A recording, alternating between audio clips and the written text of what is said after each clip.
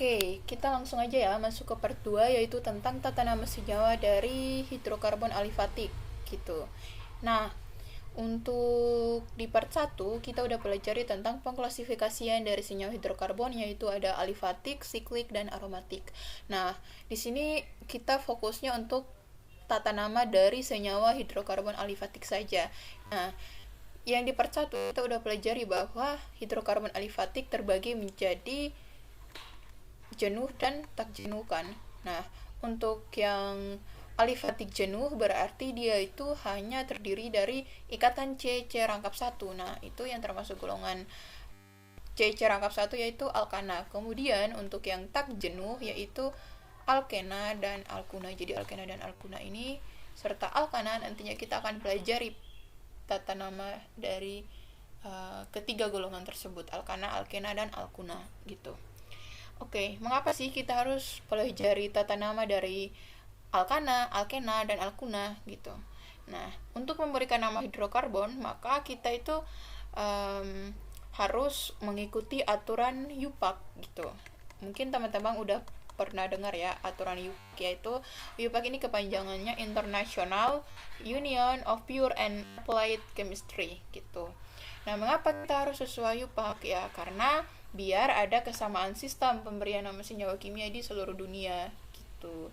Nah, terus alkana, alkena, dan alkuna itu ya karena kan dari rumus strukturnya dia udah berbeda ya, berarti otomatis untuk penamaan senyawanya juga itu memiliki aturan yang tersendiri gitu. Jadi kita harus mempelajari masing-masing aturan dari penamaan setiap golongan tersebut gitu.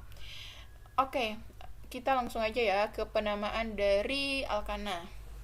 Nah, alkana ini apa? Nah, jadi alkana ini adalah senyawa hidrokarbon alifatik jenuh yang memiliki rumus umumnya yaitu ini CnH2n plus 2. Jadi CnH2n plus 2. Nah, jadi N-nya ini dimulai dari angka berapa? N-nya ini dimulai dari angka 1 sampai seterusnya gitu. Jadi N-nya ini bukan dimulai dari 0, tetapi dimulai dari angka 1. Berarti contoh dari senyawa alkana ini ialah misal C-nya 1, berarti CH2 ini misalnya C-nya 1 nih, C1 berarti 2 kali 1 ditambah 2. Nah, berarti rumus kimia untuk N sama dengan 1 ialah CH4 gitu. Nah, ini merupakan contoh dari senyawa alkana gitu, CH4. Nah, kalau misalnya kita buat struktur Lewisnya berarti CH4 kayak gini gitu. Nah, makanya si alkana rumus umumnya itu CnH2n tambah 2 gitu, karena dia itu ya termasuk dalam ikatan alifatik jenuh, hanya terdiri dari rangkap 1 kayak gitu. So, kita lanjut. Nah, jadi rumus umumnya yaitu CnH2n plus 2. Kemudian yang perlu diperhatikan dalam alkana ini ialah dalam rantai karbonnya semuanya itu berikatan tunggal atau jenuh, C strap C ya, semuanya itu berikatan jenuh gitu, dan memiliki rantai atom karbonnya itu terbuka. Nah, mengapa di sini C strap C gitu? Nah, ini kan yang tadi N-nya 1. Nah, gimana kalau misal N-nya itu 3? Nah, kalau N-nya 3 berarti otomatis C3H2 kali 3 ditambah 2. Berarti C3 2 kali 3 6 ditambah 2 8. Berarti C3H8. Nah, berarti cara penulisan dari struktur C3H8 ini seperti ini, teman-teman. Nah, teman-teman bisa lihat di sini rumus molekulnya C3H8. Berarti rumus bangunnya CH3 strap CH2 strap CH3 gitu. Nah, ini kan di sini kita mau buktikan bahwa alifatik ikatan jenuhnya itu C strap C kan. Nah, berarti ini kan cuma dia rumus bangunnya kayak gini, tapi untuk penulisan struktur Lewisnya yang lebih jelasnya kayak gini, teman-teman. C strap C strap C. Nah, di sini kita tahu bahwa dia itu terdiri dari 3C. Kemudian di sekeliling atom C ini dia itu dikelilingi oleh 8 atom H. Berarti yang penting kita ingat bahwa alkana ini kan dia hanya rangkap 1. Berarti ya udah dia ini kovalen tunggal. Untuk 8 atom H yang lainnya itu pasti dikelilingi di sini. Gitu. Nah, 3 3 2 di samping-samping. 3 3 atas bawah 6 di samping-samping 2 berarti 8. Nah, berarti C3H8 gitu. Nah, ini makanya di sini disebutkan bahwa alkana ini adalah yang perlu diperhatikan itu dia dalam rantai atom karbonnya itu semuanya berikatan tunggal atau jenuhnya, maka di sini strap C semuanya gitu. Dan pastinya hidrokarbon alifatik, ulangi lagi, dia ini merupakan atau dia ini memiliki rantai atom karbon yang terbuka gitu, bukan tertutup atau melingkar, tetapi terbuka. Oke, sebelum lanjut di penamaan dari tata nama alkana, teman-teman harus familiar dulu sama bentuk yang ini. Sebentar ya.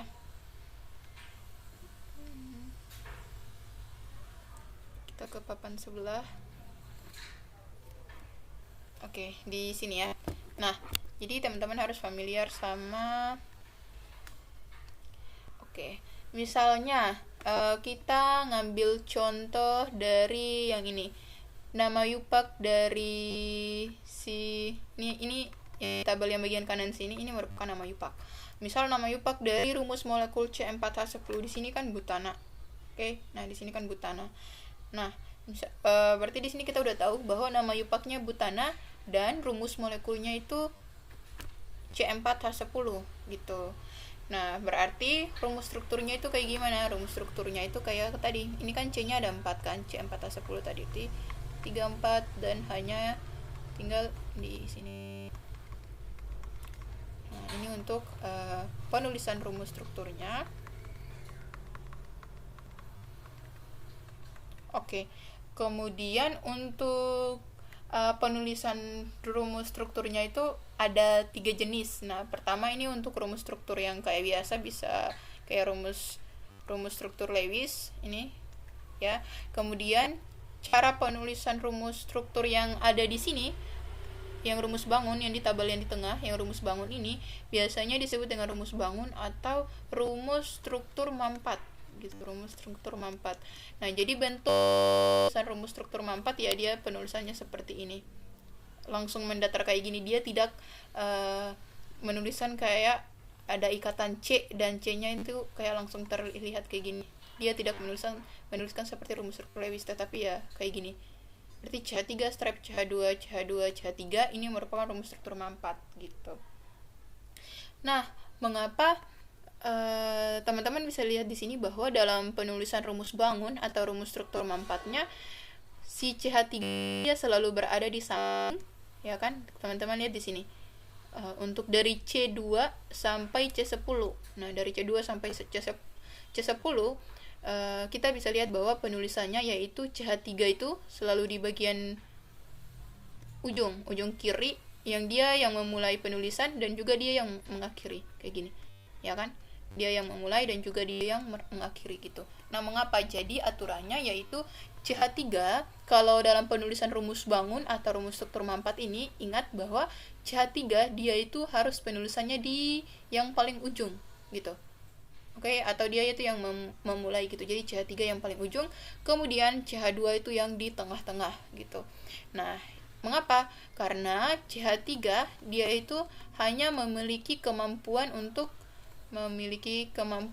mengikat satu atom C yang lain kayak gitu. Jadi CH3 ini kan kayak kita umpamakan dia itu seperti atom C primer yang udah kita pelajari di part 1 sebelumnya gitu. Jadi dia itu hanya mampu mengikat satu atom C yang lain, makanya dia itu terletak di ujung gitu.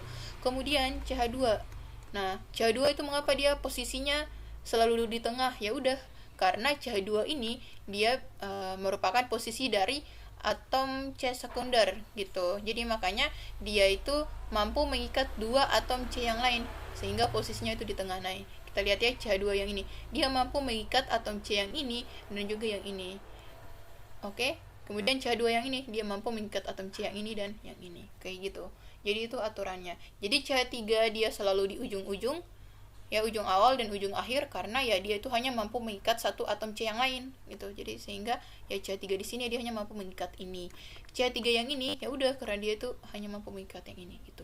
Jadi kalau misalnya kalian disuruh untuk menuliskan rumus bangun atau rumus struktur mampat dari C3H8, berarti kalian tulisnya itu harus selalu diawali dengan CH3 gitu. CH3, kemudian ingat yang di tengahnya itu pastinya CH2. karena ini kan kalian disuruh untuk menulis rumus struktur, jadi dari C38 berarti C-nya itu ada 3 aja, tipe sampingnya itu ya C3, kemudian yang di tengah itu ialah C2, kayak gitu simpelnya. Oke, kemudian kan yang tadi ini merupakan jenis yang pertama ya dalam penulisan rumus struktur Lewis. Kemudian ini jenis yang kedua yaitu rumus struktur Mampat. Nah, yang ketiga yaitu rumus skeletal. Oke, yang ketiga yaitu rumus skeletal. Nah, rumus skeletal ini seperti apa? Nah, jadi rumus skeletal ini dia tidak dalam bentuk ilustrasinya, dalam bentuk penulisannya, dia itu tidak menunjukkan huruf C dan huruf H gitu. Jadi penulisannya seperti ini. Misal kita mau menuliskan C4H10 yang tadi ya, yang ini. Nah, maka penulisannya kayak gini, teman-teman. Oke.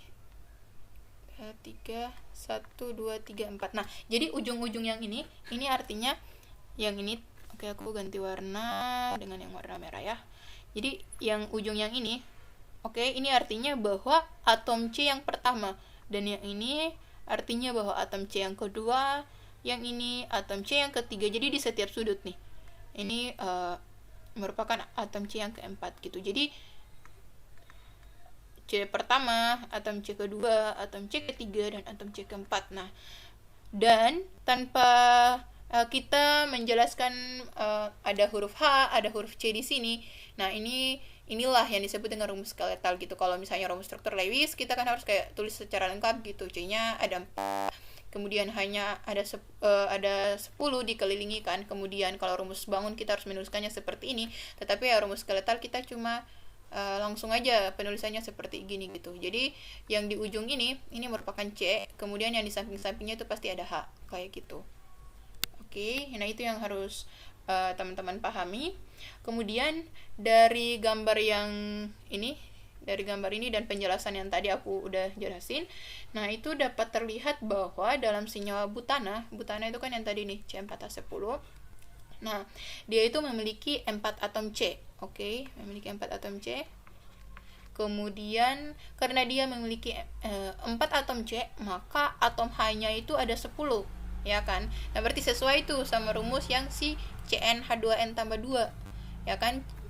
Ini CnH2n tambah 2 berarti C-nya 4, kemudian H-nya rumusnya kan CnH2n, H2 dikali 4 ditambah 2 berarti ya C-nya 4, 2 kali 4 8 tambah 2 10 berarti C4H10. Berarti benar ya, rumus ini terbukti gitu bahwa butana itu emang rumusnya itu C4H10 gitu teman-teman. Kemudian dari penjelasan yang tadi kita bisa simpulkan bahwa dia memiliki nama yupaknya yaitu butana. Oke, jangan lupa bahwa ini nama yupaknya itu ialah butana. Nah, disarankan untuk agar teman-teman lebih mahir dalam penamaan senyawa hidrokarbon alifatik, teman-teman itu udah harus bisa untuk menghafal ya, bukan menghafal sih, tapi kayak udah harus ingat C yang pertama sampai C yang 10 pada urut penamaan alkana, kayak dari metana sampai dekana. Nah, ini teman-teman udah harus ingat gitu. Oke. Nah, kemudian ini di sini kan C4H10 dia kan cuman butana. Oke. Ini karena dia bentuknya kayak tidak bercabang kayak gitu, maka bisa ditulis butana atau bisa juga ditulis N-strep butana kayak gitu. Nah, N ini apa? N ini artinya menunjukkan bahwa normal gitu. Normalnya di mana? Karena ikatannya itu ikatannya lurus, rantainya lurus. Jadi penamaannya N-strep butana atau teman-teman bisa tulis butana aja gitu. Oke. Kemudian dari penjelasan yang tadi kita bisa simpulkan bahwa setiap rantai atom C semuanya berikatan tunggal, khusus untuk di alkana semuanya berikatan tunggal. Kemudian dalam rumus struktur setiap atom C pada golongan alkana dia itu selalu memiliki 4 tangan, ya kan? Nih, 4 tangan, 1 2 3 4 gitu. 4 tangan ikat. Nah, kemudian rumus skeletal butana hanya berupa garis dan sudut. Oke, hanya berupa garis dan sudut yang tadi di sini.